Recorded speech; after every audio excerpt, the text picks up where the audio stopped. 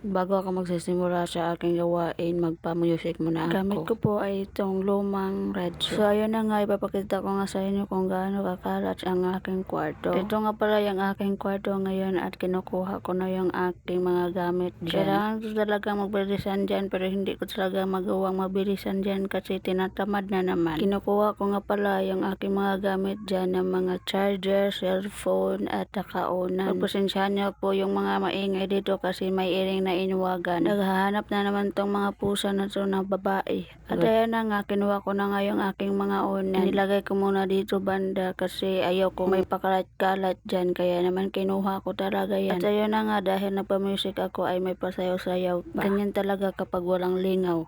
At ganito talaga ako kapag nagkukuha ako ng amperel. Nakabitin yung isang paa. At ito na nga, hindi ko na nga maintindihan yung aking mukha dyan kasi sobrang sakit talaga yung luas ko. Ay, yung singaw pala. Masakit talaga yung singaw kapag nasa dila mo. Ilang days ko na tong tiniis, hindi pa rin nawawala. Kailan pa kaya ito mawawala? Hindi ko tuloy magamit yung aking pagsigaw-siga sa aking pagbo-voice over. Kasi nga kung panay ako sigaw, naiwan ko na lang, masakit talaga. So ayun na nga, malapit na nga ako matapos dyan at kinuha ko na po yung mga amperel. Ganyan kadami yung aking nilagay na amperel para naman hindi magsintang-tangan sila dyan. At ito na nga ay nahirapan pa ako kasi mayroon pa palang isa. Akala ko ba naman tapos na ako. At ayun na nga, mayroon pa siya. At nilagay ko nga lang dyan muna para naman hindi sagaban. Dahil maalikabok na yung aking kutso, kumuha man na ako ng vacuum. Bakuyuman ko yung baba niya na puros lang paasa. At mas madalian lang pala to kasi nga hindi naman madami yung mga alikabok dyan, ginaganyan-ganyan ko lang para naman mas mabilis. Paano ka mas mabilis dyan matapos ninin kung bagal-bagal yung lihok-lihok mo dyan? Baklumong ko na yung baba ron.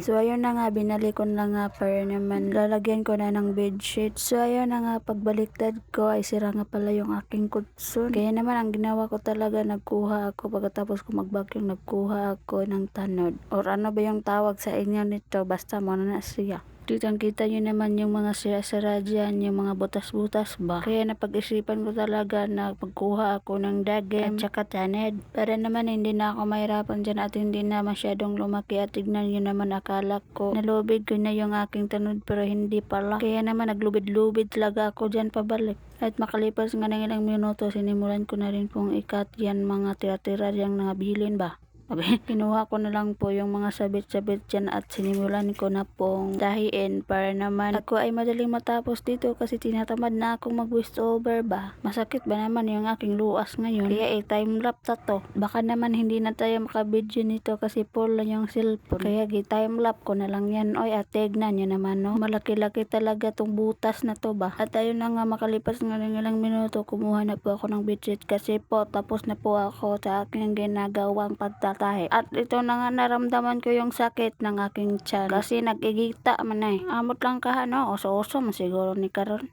Okay. Sabi nga nila dalaga nga pero yung perfume naman ay haplas kasi palagi na lang nagkakasakit kaya hindi na lang magpapango at yung gagamitin na lang pang perfume ay yung haplas kasi palagi na lang nagsasakit yung tiyan. Okay. At ayun na nga, balik na nga po tayo dito sa ating kasamok bagay daning mga kwan iring diri. Oy, kadagko bagay tingo. Pasensya na talaga kayo sa mga earring dito kasi inuuwaga na to. May asa pang tumatahol at hindi ko na talaga alam kung anong gagawin ko nito. Magkot-kot siguro ko sa ilalim sa para walang makadinig sa aking voice over ngayon. Okay.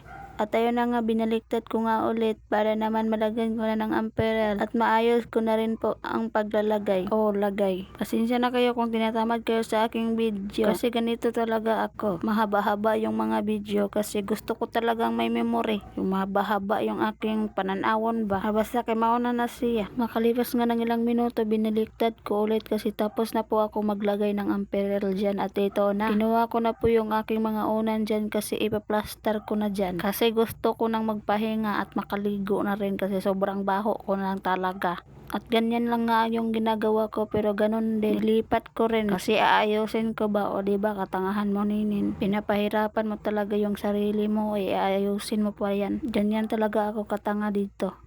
At lalong gumanda at mabango yung aking kwarto dyan. Nilagyan ko siya ng pabango. May pabango naman ako dito. Kaya naman nilagyan ko talaga para naman mas mabango at mas ma-fresh. Fresh. Charis. At ito na nga yung final look. Mas maganda siya tignan kapag walang masyadong ilaw.